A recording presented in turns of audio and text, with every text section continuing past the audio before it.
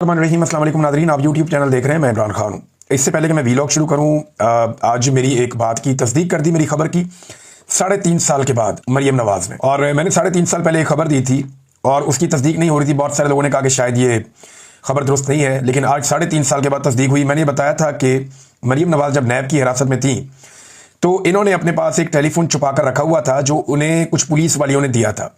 रिश्वत विश्वत दे के इन्होंने तरीका चला के टेलीफोन पहुंचा दिया था। और वो जो आईफोन था उसके जरिए से मरियम नवाज़ बहुत सारी जगहों पे राब्ते में थी। और फिर वो आईफोन जब उनसे लिया गया तो उस वक्त उन्होंने धमकाया था। जब वो पुलिस वाली पकड़ी गई तो उसके मोबाइल फ़ोन से पता चला कि वो मरियम नवाज़ को गुड़िया बाजी कहकर बुलाती है, क्योंकि मरियम नवाज़ को घर में गुड़िया बाजी कहकर बुलाते थे। ये खबर मैंने उस वक्त दी थी तो मरियम नवाज़ ने कन्फर्म किया बच्चों से मुलाकात करते हुए कल कि मुझे भी घर में गुड़िया कहते हैं। तो ये एक तरह से कंफर्मेशन है, क्योंकि ये नाम इससे पहले कोई नहीं जानता था, किसी को आइडिया नहीं था। ये मैंने पहली मरतबा 3.5 साल पहले बताया था कि ये एक्चुअली वो जो पुलिस वाली पकड़ी गई थी उसके मोबाइल के अंदर से ये सारी बातें निकली थी। और ये वहां पे नैब के दफ्तर भी मोबाइल इस्तेमाल, ये जालसाज हैं। ये इन्होंने तो जेलें काटी नहीं, ये तो अपने घर वालों से हर पल राब्ते में रहते थे। जेलों के अंदर भी इनको खसूसी सहूलियात थी, वीवीआईपी किस्म के इनको कमरे मिले हुए थे, तमाम घर जैसा माहौल था, घर के मुलाजमीन तक इनको मैसर रहते थे, अपने जाती डॉक्टर्स इनके साथ रहते थे, तो इनकी तो मौजें थी। नाज़रीन, अब आ जाए खबरों की जानिब। जो तीनों दरिया हैं उनमें एक बार फिर पानी की सतह खतरनाक हद तक बुलंद होना शुरू हो गई है। दरिया रावी से जो इतलात आ रही हैं वो उतनी खतरनाक नहीं है जितनी खौफनाक इतलात एक मरतबा फिर दरिया चनाब से और दरिया सतलुज से आ रही हैं। भारत में बारिशें बिल्कुल नहीं रुक रही। हमने जितनी मालूमात इकट्ठी की हैं उन तमाम मालूमात में हिमाचल के इलाके को तो बल्कि भारत में आफत ज़दा करार दे दिया गया है। वहाँ तो बारिश रुकने का नाम ही नहीं ले रही। जम्मू के इलाके में, मकबूजा कश्मीर के इलाकों में जितने दरिया हैं उन सब में तुगयानी है और उनका पानी जो है खतरनाक लेवल से ऊपर चल रहा है। और ये सारा पानी दाखिल हो रहा है मराला से पाकिस्तान में, यानी ये भारत से पाकिस्तान में दाखिल होता है। हेड मराला से ये पानी गुजरता है। वहां पे अभी भी 5.5 लाख क्यूसिक का पानी का रैला गुजर रहा है और 5 लाख क्यूसिक पानी पीछे से आ रहा है। तो ये बड़ी खतरनाक सूरत हाल है। हेड मराला की वीडियो मैं देख रहा था, शाम के वक्त हमने मंगवाई थी कल, तो उस वीडियो में दिखाई दे रहा है कि अगर पानी ज्यादा मजीद आता है तो फिर ये एक बड़े सैलाब की सूरत इख्तियार कर लेगा और मजीद नुकसान हो जाएगा। जो नशेबी इलाके हैं वहां से पानी इससे पहले कि निकाला जाता, मजीद पानी वहां से इकट्ठा होना शुरू हो गया है। लोग बार बार इस बात का शिकवा कर रहे हैं और ये शिकवा पूरे पंजाब से आ रहा है कि जो बंद तोड़े जा रहे हैं वो अपनी चॉइस के तहत तोड़े जा रहे हैं। ताकतवर लोग, बड़े लोग, मिलों के मालिकान, शुगर मिलों के मालिकान, जागीरदारों के बागात, उन सारी चीजों को बचाया जा रहा है। गरीबों की जमीनें और उनके मकानात डबोए जा रहे हैं। जो बेइख्तियार लोग हैं, जिनके पास कोई ज्यादा इख्तियार नहीं है, जो किसान है, और किसान से तो पता नहीं किस बात का शरीफ खानदान जब इक्तदार में आता है ये किसान से बदला लेता है। नवाज शरीफ इक्तदार में आया, उसने जिद लगा ली कि मैंने आलू 5 रुपए का बेचना है। वो जो बेचारे किसान ने इतनी मेहनत करके आलू उगाया था और इतनी मेहनत करके उसने फसल तैयार की थी, उसका बेड़ा गर्क कर दिया पकड़ के। अब बेटी का ये दावा है कि जी मैंने रोटी 14 की बेचनी है और मैंने किसान पे ही डालना है सारा, और अब जो है रोटी बेच के दिखाएं 14 की, इनको सब्सिडी देनी पड़ेगी, उसके बगैर ये मुमकिन नहीं है। लिहाजा सूरत हाल आपके सामने, किसान को तो इन्होंने तबाह बर्बाद किया है। अब तीनों दरियाओं में एक मरतबा फिर पानी की सतह खतरनाक हद तक बढ़ रही है। झेलम से नीचे के जितने भी एरियाज हैं, जैसे गुजरात में बताया जा रहा है कि रात गए पानी दाखिल हो गया, बहुत सारे इलाकों में बगैर वार्निंग के पानी दाखिल हो गया। कई जगहों पे जहां पे बंद टूटते हैं वहां पे पेशगी कोई इतला नहीं दी जाती और लोग अपने घरों में होते हैं, अचानक पानी आ जाता है, लोगों को अपना सामान छोड़कर भागना पड़ता है। अब एक बयानिया यह भी बनाया जा रहा है कि ये भारत ने जारहियत की है, अभी जारहियत की है, लेकिन हमने भारत के विजुअल्स निकाले और वहां की सूरत हाल देखी तो भारत में भी लगभग 1000 देहात ज़ेरे आब आ गए। वहां पे बहुत सारे लोगों की हलाकतें हुई हैं। 300 लोग तो हिमाचल में मारे गए हैं, उसे आफत ज़दा करार दिया गया है। तो ये कोई छोटी आफत नहीं है भारत में। मैंने वहां पे ऐसी वीडियोस देखी हैं कि 200 150 भैंस जो है लोगों की वो पानी के अंदर बह रही है और उनके बचने के इम्कानात भी कुछ नहीं है। और भैंस जिस पानी में बह रही है, भैंस का अच्छा खासा 6 फुट का कद होता है, तो वो 10-10 फुट 15-15 फुट पानी जो है वो रस्तों के ऊपर जमा है। गलियों के अंदर कश्तियां चल रही हैं भारत के अंदर, जो देहात की गलियां हैं। बहुत बुरे हालात हैं भारत में भी, लेकिन उनके पास क्योंकि वसाइल ज्यादा हैं, उनके पास जदीद मशीनरी है, उनकी ब्यूरोक्रेसी इस मामले के लिए अलग से ट्रेंड है, फिर उनकी पुलिस बदतमीजी भी नहीं करती, तो वो रिलीफ के ऊपर बेहतरीन काम कर रहे हैं। पाकिस्तान में रिलीफ का काम ही नहीं हो रहा। पहले फौज रिलीफ का काम किया करती थी, अब वो भी दिखाई नहीं दे रहे। जो इदारे हैं वो जीरो चल रहे हैं। जो सूबाई हुकूमत है वो सिर्फ टिकटॉक्स बनाने के अंदर मशगूल है, वो कोई और काम कर ही नहीं रहे। लिहाजा भारत के बारे में ये बार बार कहना कि वो भारत अभी जारहियत कर रहा है, तो ये वाला पानी वो अपने डैमों में कैसे रोक लेता? यानी जब डैम फुल हो जाता है तो आपको उसके दरवाजे खोलने पड़ते हैं जब पीछे से पानी आता है। आप डैम के गेट्स नहीं खोलेंगे तो क्या होगा? डैम फट जाएंगे, टूट जाएंगे। और अगर डैम टूट गए तो क्या होगा? डैम अगर तबाह हो जाते हैं तो उसके बाद उस लेवल का सैलाब आता है कि जिसको कोई भी नहीं रोक सकता। लिहाजा भारत को अपने डैम्स के दरवाजे खोलने पड़े। सवाए रावी के ऐसी कोई और शिकायत मौजूद नहीं है, जो रिपोर्ट्स हैं हमारे पास उनके मुताबिक, कि भारत ने वक्त से पहले आगाह ना किया हो पाकिस्तान को। ख्वाजा आसिफ ने यह बात की थी, लेकिन ख्वाजा आसिफ को झूठा करार दे रही है उनकी पार्टी, क्योंकि पीएमएल-एन ने और एस्टेब्लिशमेंट ने यह फैसला किया है कि कल को यह सारा कुछ हम भारत के खाते डाल देंगे। ये सौदा पाकिस्तान में आसानी से बिक जाता है ना, तो ये सौदा पाकिस्तान में हम ऐसे बेच देंगे कि भारत ने अपनी शिकस्त का बदला लेने के लिए पाकिस्तान पे आबी जारहियत की है और पाकिस्तान पे पानी छोड़ा है। हालांकि भारत के अंदर बहुत नुकसान हुआ है और पाकिस्तान के अंदर भी बहुत नुकसान हो रहा है। पाकिस्तान की तैयारी नहीं है, अभी भी जो बंद खुद से टूट जाते हैं, पूरे पूरे इलाके डूब जाते हैं, वहां उन्हें कोई आगाही नहीं करता। अक़वाम मुत्तहिदा की रिपोर्ट जो है वो पाकिस्तान के अंदर जो बातें की जा रही है उनसे मुख्तलिफ है। यूएनडीपी और जो दीगर इदारे वो ये कहते हैं कि 2 सितंबर को उनकी जो रिपोर्ट आई वो मैं आपको बता रहा हूं कि 1 करोड़ 4 लाख अफराद मुतासिर हुए हैं और बड़ी तादाद में लोग बेघर हो गए हैं पाकिस्तान में। ये एक बहुत बड़ा डाटा है, बड़ी खौफनाक सूरत हाल है।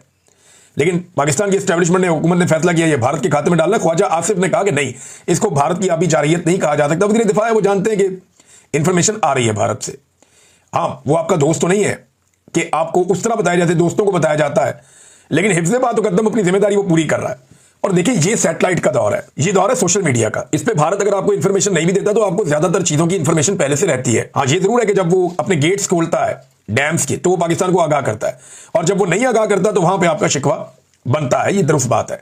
तो नाज़रीन, अक़वाम मुत्तहिदा की रिपोर्ट भी मैंने आपको बताई कि सूरत हाल क्या है। ख्वाजा आसिफ में बात हो रही थी, ख्वाजा आसिफ पे जो है वो छोड़ दिए गए हैं पीएमएल-एन के हमलावर, क्योंकि ख्वाजा आसिफ कुछ ऐसी बातें करना शुरू हो गए हैं जो नवाज शरीफ को, शहबाज शरीफ को इन्हें पसंद नहीं है। ZKB वाला मामला ख्वाजा आसिफ दिल पे ले गए कि इन्होंने ऐसे प्रोजेक्ट बनाए हैं जो करप्शन वाले हैं, 2 नंबर है, फ्रॉड है और ये पैसा खिलाते हैं सबको।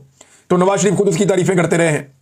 लिहाजा इस पर फिर हनीफ अब्बासी साहब को मैदान में उतारा गया, उन्होंने ख्वाजा आसिफ पे चढ़ाई कर दी। ये ना आपकी वीडियोस निकल आएंगी, आपका ये निकल आएगा, आप हाइब्रिड निज़ाम कहते हैं। क्यों कहते हैं? ये तो आप हमारी बेइज्जती कर रहे हैं पूरी दुनिया के अंदर। तो ख्वाजा आसिफ के खिलाफ जो है, और वो ये पंजाब से जो इन्फॉर्मेशन मिनिस्टर है उसने भी, अलग पीपल्स पार्टी में थी जब ख्वाजा आसिफ कुर्बानियां दे रहा था पीएमएल-एन के लिए, या नवाज शरीफ के साथ जब ख्वाजा आसिफ खड़ा था उस वक्त ये जो खातून है आजकल पंजाब में इन्फॉर्मेशन मिनिस्टर, ये पीपल्स पार्टी में होती थी। लेकिन आप देखें, ये अब उठ के ख्वाजा आसिफ के ऊपर अटैक कर रही है या ख्वाजा आसिफ को गलत करार दे रही है। तो ठीक है, ये तो सियासत में चलता है। यही काम जो है पहले चौधरी निसार के साथ भी हुआ था। चौधरी निसार जो है वो जरा गैरतमंद आदमी थे, जान छुड़ा के टाइमों टाइम निकल गए, लेकिन ख्वाजा आसिफ साहब अभी तक फंसे हुए हैं उसी पार्टी के अंदर। किसी भी सीनियर आदमी की यहाँ पे कोई इज्जत नहीं है जब से नवाज शरीफ साहब ने अपनी साहबजादी को इस मैदान में उतारा है। साहबजादी भी ऐसी है कि एक के बाद एक झूठ इनका पकड़ा जा रहा है। बड़े बड़े मजेदार झूठ है, मैं आपको दिखाता हूँ। ये देखें, ये एक मरियम नवाज ने ट्वीट किया और ट्वीट के अंदर मरियम नवाज ने दिखाया, 1 सितंबर को ट्वीट किया। ये रेड कलर के आपको 2 बॉक्स नजर आ रहे हैं, ये जब फ्लड आए थे तो हमने भी बनाए थे। तो ये 2022 में वो कह रही है ये जो है ना, ये टेम्पररी बनाए गए हैं सैनिटेशन फैसिलिटीज नहाने धोने के लिए, ये बना दिए गए हैं सैलाब मुतासरीन के लिए, जहां पे सैलाबज़दा इलाके हैं वहां पे। तो मरियम नवाज ने इसे अपने खाते में डाल लिया। अब इसका पोल खोल लिया जिन्होंने ये बनाए थे। अब वो ये बताते हैं कि झूठ ये पकड़ा गया। ये तस्वीर जो है वो दुआबा फाउंडेशन की है, जो कि मुल्तान बेस्ड फाउंडेशन है। इन्होंने 2 महीने पहले अपनी फेसबुक पर यह तस्वीर लगाई थी, और तस्वीर जो है वो आप डाउनलोड करके जूम करके दाएं बाएं से उनका लोगो भी देख सकते हैं। लेकिन गुड़िया बाजी ने जो है, मैडम गुड़िया ने इनको अपना काम कहकर अवाम को चूना लगा दिया। ये नाजरीन, एक मरियम नवाज का झूठ पकड़ा गया। ये दूसरा झूठ देखिए, मरियम नवाज का एक और पकड़ा गया। मरियम नवाज ने फोटो लगाया एक लैट्रीन का, बाथरूम का, वीआईपी किस्म का बाथरूम। वो कह रही है जी, innovated portable washroom constructed and placed at relief camps in Chiniot. कि चनियोट का जो हमारा रिलीफ कैंप है वहां पे पोर्टेबल जबरदस्त किस्म के जो बाथरूम है वो बनाकर लगा दिए गए हैं। ये मरियम नवाज साहबा ने दावा किया। अब जनाब, जब इसके ऊपर तहकीक की, अब आपको पता है डिजिटल मीडिया का दौर है, डिजिटल मीडिया जो है वो दंगा करता है। तो उन्होंने बताया कि तस्वीर मोबाइल रिकॉर्ड के मुताबिक 2023 की है, और जब इसे गूगल से चेक करवाया गया तो पता चला कि ये OLX से उठाई गई एक तस्वीर है। यानी ये तस्वीर जो है वो पहले OLX पे लगी हुई थी, और 2023 में 9:03 और आगे जो है वो 2:29 आगे इसका वो सारा ड्यूरेशन लिखा हुआ है। तो ये जो फोटो है ये OLX से मरियम नवाज साहबा ने उठाई और उठा के यहाँ पे पेल दी। तो ये बड़ा सीरियसली मरियम नवाज को देखना पड़ेगा कि कौन उनको बेइज्जत करवा रहा है और वो क्यों लगातार अपनी बेइज्जती करवाने पर तुली हुई हैं। इससे पहले भी उन्होंने बहुत सारी ऐसी चीजें शेयर की जिनका हकीकत से कोई ताल्लुक नहीं है, ना मरियम नवाज का ना उनकी हुकूमत से कोई ताल्लुक है। हत्ता कि आज ऐसी रिपोर्ट्स आई हैं कि जहां पे हुकूमत ने कैंप्स लगाए हैं कि यहाँ पे सलाम मुतासरीन को रखा जाए, और सलाम मुतासरीन वहां पहुंचे हैं तो वहां हुकूमत खाना नहीं दे रही, वहां खाना कुछ और तंजीमें दे रही हैं। लेकिन उन तंजीमों को सख्ती से मना किया गया कि खाना खिलाना है तो खिलाओ, लेकिन मरियम नवाज के अलावा किसी का फोटो नहीं लगेगा। तो ज्यादा से ज्यादा जब वो तंजीमों के लोग हैं वो इतनी बात करते हैं, ठीक है यार हम किसी का नहीं लगाते, मरियम नवाज का भी ना लगने दें, तो इसमें बातों का सौदा हो जाता है बाज़ जगहों में। लेकिन बाज़ जगहों में जिद की जाती है कि मरियम नवाज का फोटो, बैनर, पोस्टर हर जगह पे लगा हुआ होना चाहिए, क्योंकि ज़हनी मरीज़ है ऐसा लगता है और उन्हें अपने अलावा किसी और को देखना पसंद ही नहीं है। तो इस किस्म की जब आपकी आदत हो जाए ना, तो फिर आपको कोई और दिखाई दे तो गुस्सा चढ़ता है, ये सूरत हाल है। तो नाज़रीन एक और है, मजीद कर्जा लेने की पाकिस्तान ने तैयारियां शुरू कर दी हैं। इस हवाले से जो न्यूज़ आई है वो बड़ी खौफनाक है। सैलाब के बाद मालियाती दबाव, हुकूमत का 4800 अरब रुपए मजीद कर्जा लेने का मनसूबा। 5000 अरब का मजीद कर्जा पाकिस्तान लेगा सैलाब के बहाने। और इससे पहले पाकिस्तान जो कर्जा ले चुका है ये गुज़िश्ता कुछ अरसे में, वो बहुत बड़ी मिकदार में पाकिस्तान ने लिया है। अब इस तरह अगर पाकिस्तान कर्जा लेता रहेगा तो ये कर्जा वापस किसने करना है? ये वापस भी तो करना है कर्जा। अब ये हुकूमत कर्जा लेती जा रही है और महंगा कर्जा लेती जा रही है, तो ये कर्जा वापस कौन करेगा? इस सवाल का जवाब हमें कोई नहीं देता। एक और चीज नाज़रीन, एक बंदा तो गिरफ्तार हुआ, ये थीम पार्क सोसाइटी है जिसके अंदर पानी घुस गया था रावी का, इसको पकड़ लिया एंटी करप्शन ने। और वो कह रहे हैं जी कि ये जो बंदा है इसका एनओसी भी नहीं था और ये गिरफ्तार हो गया, लिहाजा लोग यहाँ पे प्लॉट्स ना लें और इससे जान छुड़ाएं। अब ये इंतहाई बेवकूफ़ आदमी, इसको भी चाहिए था कि अलीम खान की तरह सियासत भी कर लेता, कहीं से एमपी एमएलए बन जाता, एस्टेब्लिशमेंट का टाउट बन जाता और जूते पॉलिश करना शुरू कर देता, या ताल्लुकात अच्छे एस्टेब्लिशमेंट से बना लेता, एक कठपुतली बनकर रहता, तो इसको कोई इसकी हवा को भी ना देख सकता। देखिए ना, अलीम खान का और इसका जुर्म एक जैसा है। इसने भी दरिया में सोसाइटी बनाई, उसने भी दरिया में सोसाइटी बनाई और इसको पकड़ लिया गया, उसको कुछ भी नहीं कहा गया। उसकी सोसाइटी में भी पानी दाखिल हुआ, अलीम खान की सोसाइटी में भी पानी दाखिल हुआ, लेकिन क्योंकि अलीम खान को एनओसी मरियम नवाज ने दिया था इसलिए उसको बचा लिया गया। अब इस बंदे को इसने ब्यूरोक्रेसी से लिया होगा इसलिए इसको फंसा दिया गया। लेकिन आप याद रखिएगा और कोई नहीं फंसेगा, यही बंदा फंसना था। अलीम खान को गिरफ्तार करें ना, उसके खिलाफ कानूनी कार्रवाई करें, उसका नाम ईसीएल में डालें कि इतना अरबों रुपया लोगों से कमा लिया भाई आपने, ये लोगों के घर डूब गए हैं, इसका जवाब कौन देगा? अब जिन घरों की बुनियादों में पानी भरा है उनकी जो पायदारी है वो कब तक कायम रहेगी, ये भी एक बड़ा सवाल है। इसका जवाब हमारे पास नहीं है। जो लोग टेक्निकल लोग हैं, जो कंस्ट्रक्शन को जानते हैं, वो बता सकते हैं कि इसका क्या मतलब है कि इतने दिनों तक घरों में पानी भरा रहे तो उनकी बुनियादों को क्या नुकसान पहुंचता है। नाज़रीन शहबाज शरीफ साहब जो है वो दौरा कर रहे हैं, इसके ऊपर लोग अलग अलग राय दे रहे हैं। जो पाकिस्तान तहरीक इंसाफ के हमायती लोग हैं या जो इंडिपेंडेंट मीडिया भी है, बात वो ये कहते हैं कि शहबाज शरीफ साहब के हालात इतने अच्छे नहीं हैं इस दौरे में, उन्हें इग्नोर किया गया है बार बार। यानी जो इज्जत बाकियों को मिल रही थी उतनी इज्जत शहबाज शरीफ साहब को नहीं मिल रही थी। वो जबरदस्ती हर जगह पे अपना सर घुसा के तस्वीरें बना रहे थे, बल्कि सीढ़ियों के ऊपर एक चढ़ने की कुछ लीडर्स की तस्वीर है जिसमें शुमाली कोरिया का जो डिक्टेटर है वो था, प्यूटन था और चीन का सदर था। तो ये तीनों वो लोग हैं जो वेस्ट और अमेरिका के बहुत मुखालिफ समझे जाते हैं और उनके बीच में लाइनों को चीरते हुए किसी तरह शहबाज शरीफ साहब आगे पहुंचने की कोशिश कर रहे थे। तो जिस हद तक बेचारे वो पहुंच पाए वो वहां तक पहुंच गए। तो उन्होंने वहां अपनी वो बनाई है, उनके साथ एक अपीयरेंस शो की है, लेकिन इसको दुनिया कैसे देखेगी ये भी एक अजीब चीज़ है। इन्हें ये भी याद नहीं रहा, हीट ऑफ द मूवमेंट में ये बहुत ज़्यादा आगे निकल गए। अब शहबाज शरीफ साहब जो है उनको इग्नोर किया जाता है बार बार और आर्मी चीफ जो है वो हाईलाइट होते हैं और कुछ लोग दावा करते हैं बहुत इज्जत मिल रही है शहबाज शरीफ साहब को। तो ठीक है जी, मिल रही होगी इज्जत, लेकिन इसका फायदा क्या हो रहा है पाकिस्तान को? क्या कोई सरमायाकारी पाकिस्तान में आ रही है? क्या इन ममालिक में से कोई एक मुल्क पाकिस्तान को पैसे देने के लिए तैयार है? क्या इन ममालिक में से कोई एक मुल्क पाकिस्तान में अरबों डॉलर की सरमायाकारी लाने के लिए तैयार है? ऐसा तो दिखाई नहीं दे रहा। हाँ, एक बात हम बार बार सोच रहे थे कि शहबाज शरीफ ने अब तक सबसे ज्यादा दौरे शायद आज़रबाईजान के किए हैं, सऊदी अरब के अलावा अगर देखें तो। आज़रबाईजान के इन्होंने इतने दौरे किए हैं तो कुछ तो वहां से आएगा। तो इन्होंने कहा था कि 2 अरब डॉलर की सरमायाकारी आएगी, तो आज़रबाईजान से 2 अरब डॉलर की सरमायाकारी तो नहीं आई, उल्टा आज़रबाईजान की एक कंपनी को इन्होंने फायदा पहुंचा दिया है। और इसके अंदर क्या कमीशन का मामला है और क्या गेम डाली जा रही है, अभी इसके ऊपर इन्वेस्टिगेट होना चाहिए। मैं आपको बताता हूं ये करने क्या जा रहे हैं। व्हाइट ऑयल पाइपलाइन ये बिछाने जा रहे हैं और ये आज़रबाईजान की एक कंपनी है सोकार, उसके साथ ये इन्होंने मुआहदा कर लिया है और बगैर कैबिनेट से, बगैर असेंबली के अंदर डिस्कस किए, कुछ भी किए, इन्होंने इसके ऊपर दस्तखत भी कर दिए हैं। अच्छा, ये माचके से तारो जब्बा तक 477 किलोमीटर की एक पाइपलाइन बिछाई जाएगी और ये पेट्रोल के लिए। ये माचके कहां पे, जरा समझ लीजिए, बुलान में है, ज्यादा कोयटा से दूर नहीं है, बुलान का इलाका है बलूचिस्तान का, वहां पे माचके है। और इसके बाद जो तारो जब्बा है, ये जो इलाका है तारो जब्बा का, ये सक्खर के करीब है सिंध में। इन दोनों के बीच में जो फासला है वो 477 किलोमीटर का है। ये पाइपलाइन क्यों बिछा रहे हैं? देखिए, पाइपलाइन तो अगर आनी है तो आनी चाहिए आज़रबाईजान से, लेकिन ये ऐसे क्यों हो रहा है? आज़रबाईजान से तेल ज्यादा इम्कान आता है कि समंदर के रास्ते से गवादर पहुंचेगा।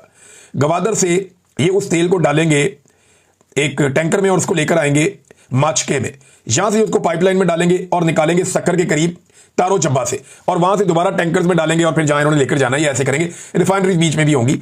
तो मामला यह है कि ये पाकिस्तान के एक सेंटर में अगर आप नक्शा देखें, बुलान से लेकर ये सक्कर तक का, तो इसके बीच में ये पाइपलाइन डालने की क्या तो इसकी वजह क्या समझ आती है किसी को?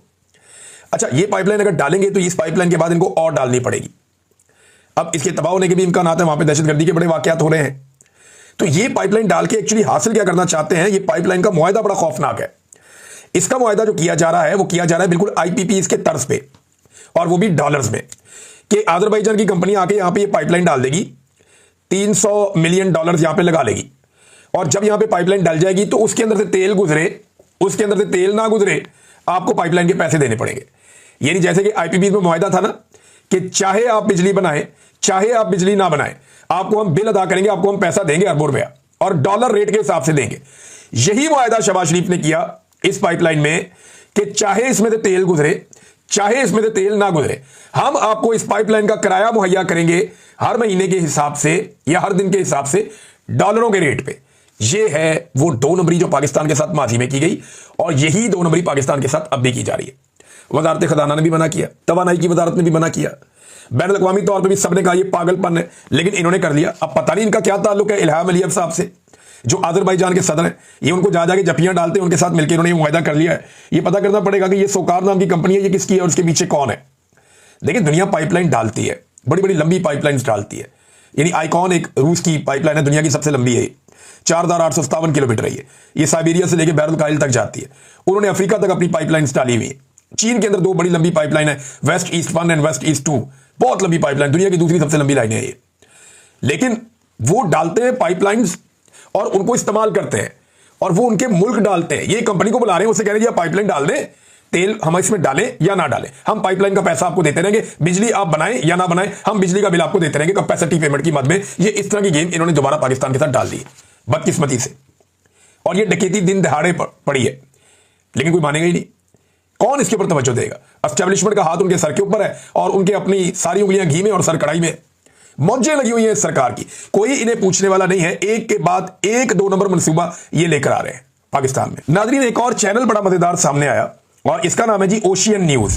सबसे पहले खबर ये आती है कि जनाब ये ओशियन न्यूज जो है, ये कोई ऐसा शो किया गया कि कोई यूके का चैनल है गैर मुल्की, और वहां पे आसिम मुनीर साहब की बहुत तारीफें हो रही हैं।